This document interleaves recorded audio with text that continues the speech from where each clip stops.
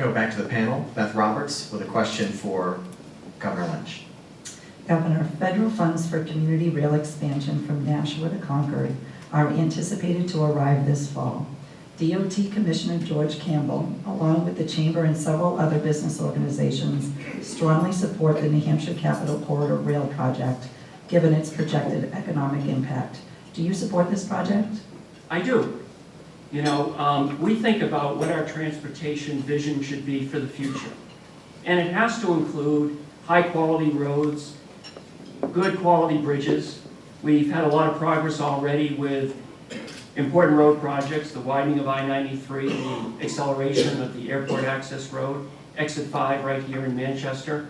But as we think about our vision for the future, I think it should include rail. I established, as you know, the Rail Authority in an effort to put some structure to making progress toward this important effort.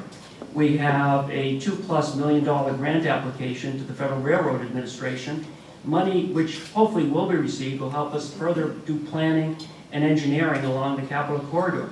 We're talking about not only alleviating congestion, but it's an economic development issue for this region. And it's about creating more jobs and having more businesses come here and expand here.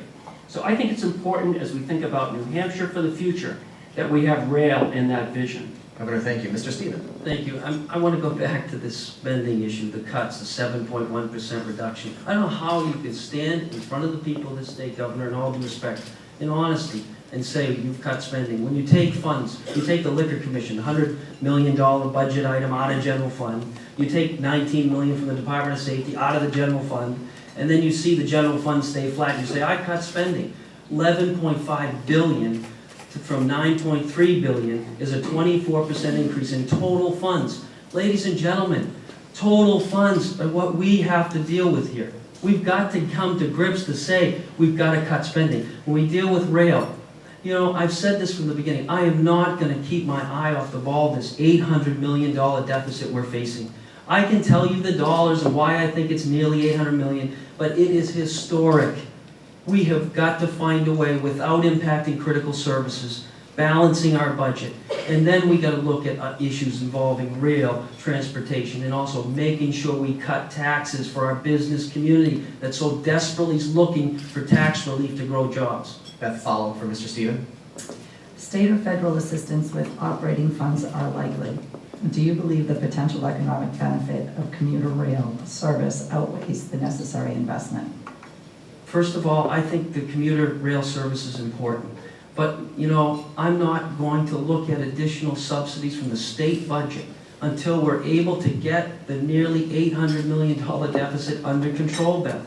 But I do believe they're important. As Commissioner, we had a number of federal programs, Meals on Wheels, helping with welfare, moms and dads, the things that I think are important. You're not going to hear me stand up and say we shouldn't accept these federal funds, but we have got to get this budget deficit under control.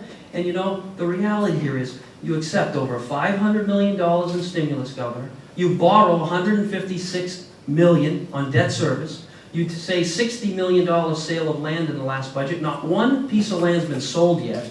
You start looking at these one-time infusion of dollars. How can you say truthfully in your ads that we're not going to have a deficit? And I think on close-up you said we're not facing a deficit. Governor, 1 minute. If you look at the auditors, so let's look at the facts. You know, as you know, people in business know you can use numbers to support any particular purpose, but look at the auditors. The auditors are going to show that spending went down 7.1% in this biennium compared to the last biennium. The auditors show that my spending increases went up 0.7% biennium to biennium, among the lowest of any governor in the last 30 years. We had 3 rating agencies, S&P, Moody's, and Fitch, 3 independent rating agencies. They looked at New Hampshire, they affirmed our strong fiscal management and conservative balance sheet. So who are you going to believe? Somebody trying to be elected to a position here in New Hampshire, or the auditors and independent rating agencies who affirm our strong financial management? We are the envy of every state in the nation in terms of how we're managing our budget here in New Hampshire, and I think we should be proud of how well we're managing it.